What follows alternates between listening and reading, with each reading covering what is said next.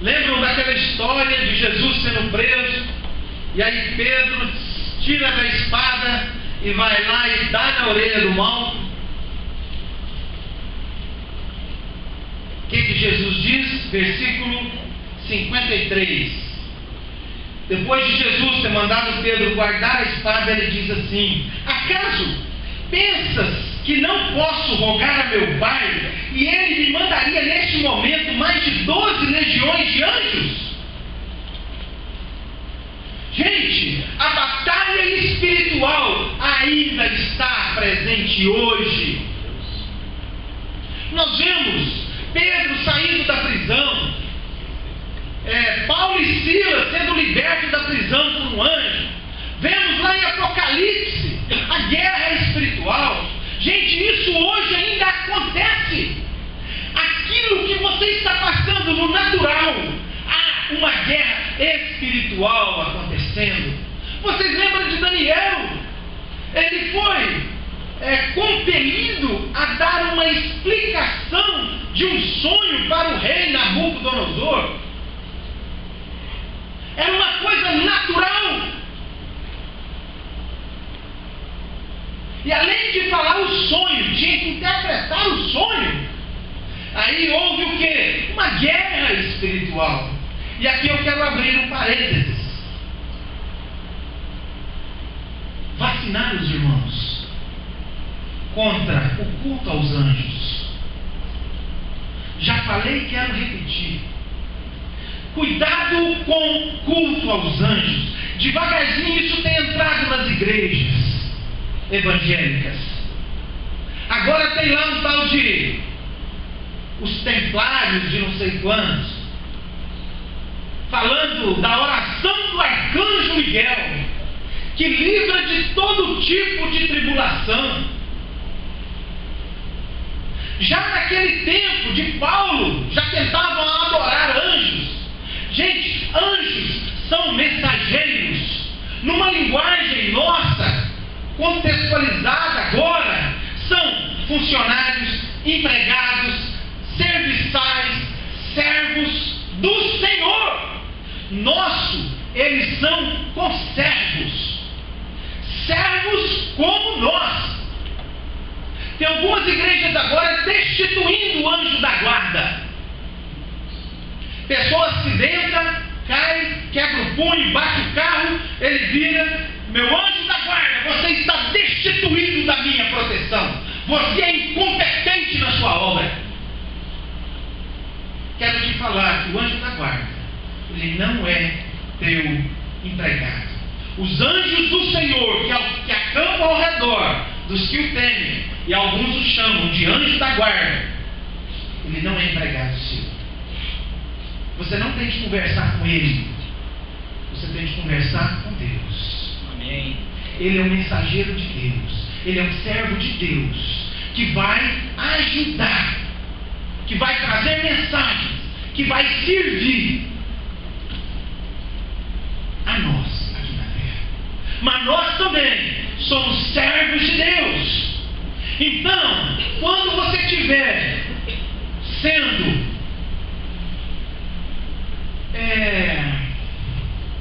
bombardeado com essas coisas de anjo, saibam que isso é heresia da pura mesmo.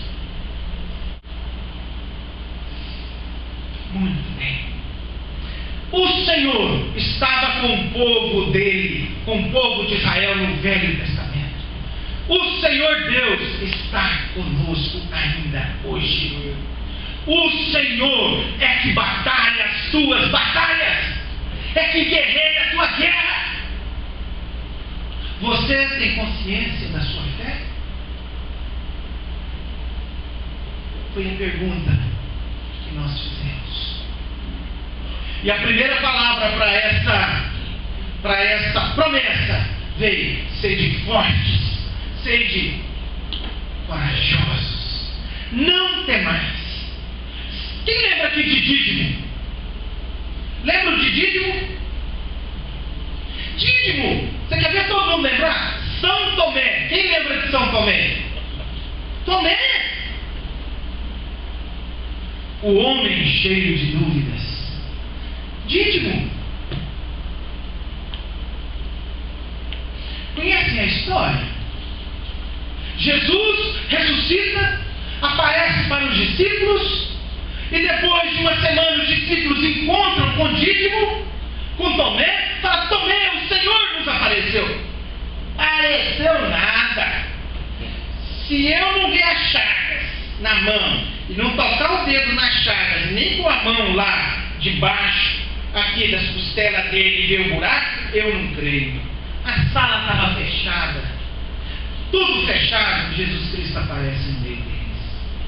E Jesus Cristo aparece e fala assim, olha que palavras complicadas para a gente ouvir. Tomé, já apareceu virando para Tomé. Tomé, vem aqui, meu filho, põe a mão aqui, põe o dedo aqui na minha mão, põe a mão aqui também debaixo das minhas costelas. Vamos ler isso, está lá em João 20. Vamos abrir a palavra de Deus. Evangelho de João, capítulo 20. Evangelho de João, capítulo 20, versículo 24. Capítulo 20, de 24 em diante.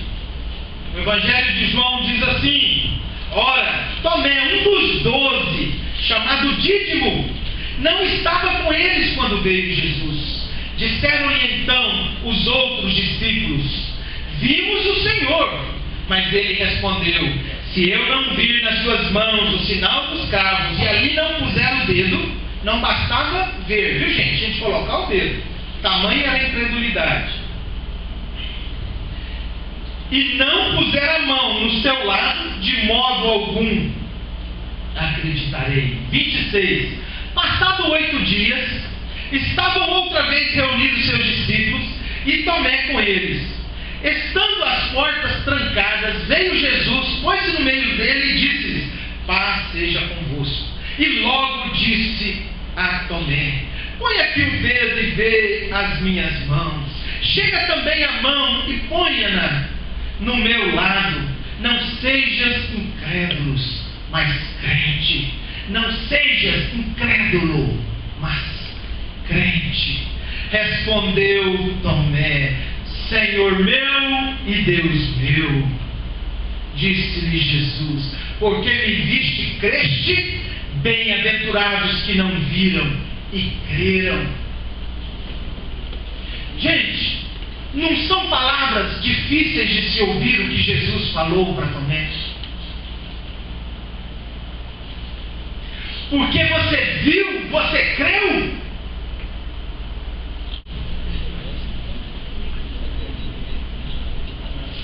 Qual dificuldade que você está passando hoje? Qual é a luta que você tem enfrentado hoje?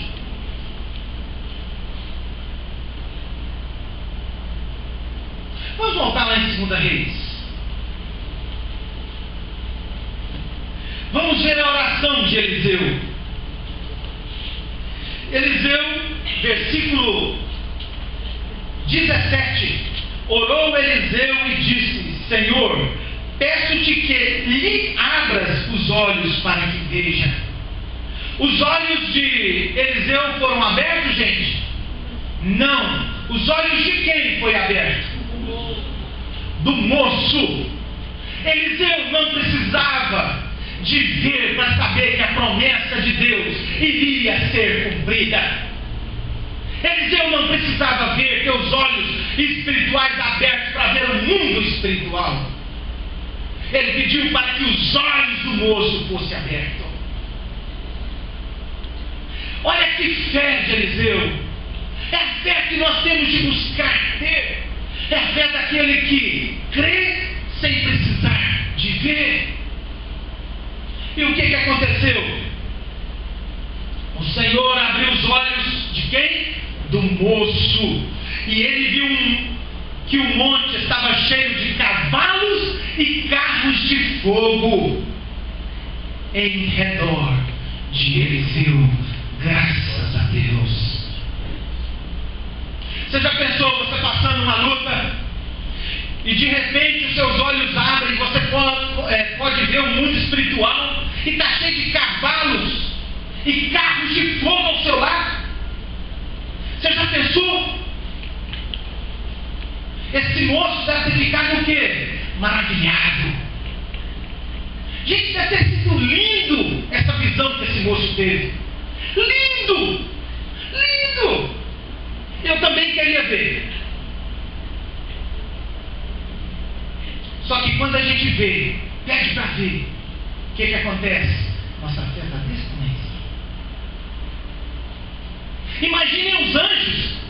Gente, quem acha que um anjo tem mais que 1,50 m? Gente, deve ser assim cada tronco de anjo, de homem, de altura. E as espadas, é de ferro, é de aço, é de alumínio. De que a espada é feita dos anjos, gente? De ouro, de fogo, sei lá. Se os carros são de fogo, de repente as espadas também o são. Olha que visão que esse jovem teve.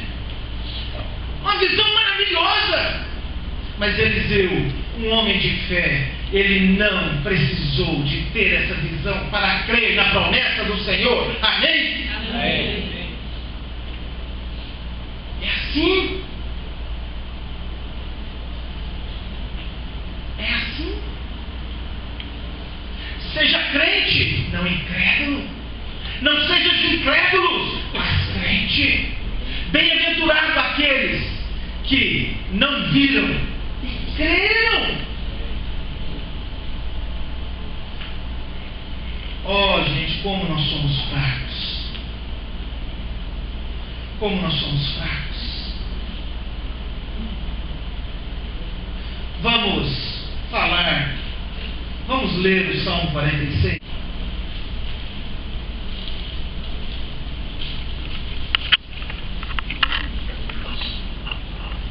Salmos 46, versículos de 1 a 3. Deus é o nosso refúgio e fortaleza, socorro bem presente nas tribulações.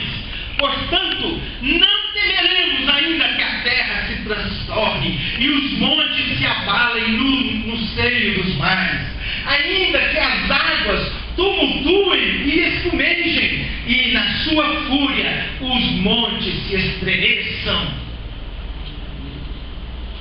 Deus é o nosso refúgio e fortaleza. Esse é o nosso Deus. Não sejas incrédulo, mas crente. Hebreus 11, versículo 1 diz o quê? Ora, a fé é a certeza das coisas que se esperam, a convicção dos fatos que não se veem.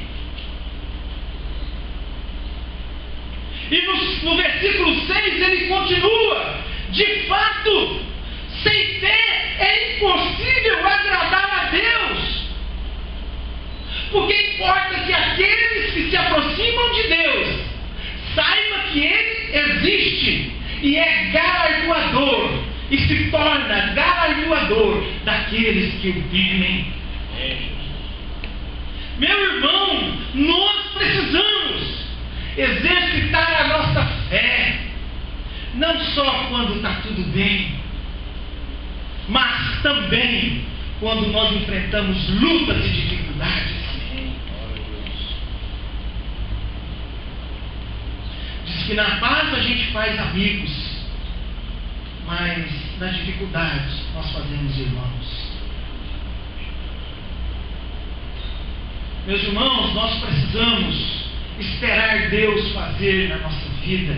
Nós temos de ter fé nas promessas de Deus, sabendo que Ele luta as nossas lutas, e que nós não precisamos ver, não precisa aparecer um batalhão de anjos, de carros, de cavalos do nosso lado para a gente crer que Deus vai operar na nossa vida.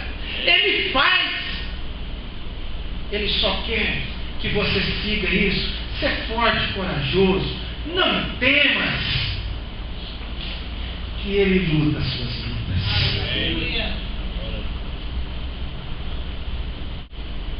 Quem está passando luta aqui essa noite? Levanta a mão. Fique em pé e vamos ler 1 de João 4,4. Lá diz o seguinte: filhinhos, tendes vencidos os falsos profetas, porque o que está em vós é maior do que o que está no mundo. Deus é fiel em todo o tempo. Em todo o tempo, fiel é Deus. As suas promessas, nenhuma só deixará de se cumprir. Você está passando luta? Nós vamos orar com você agora. E eu queria que os pastores orassem com cada uma dessas pessoas que estão em luta. Seja ela qual for, seja ela de relacionamentos, seja ela de trabalho, seja ela financeira. Qual luta você está passando? A sua fé ainda está pequena, que precisa de você ver as coisas acontecendo? Ou você ainda está firme, sabendo que mesmo sem você ver, sem você ver nem uma nuvenzinha em forma de uma mão lá longe, para você não, mesmo que você não esteja vendo nada acontecendo, como é que está a sua fé?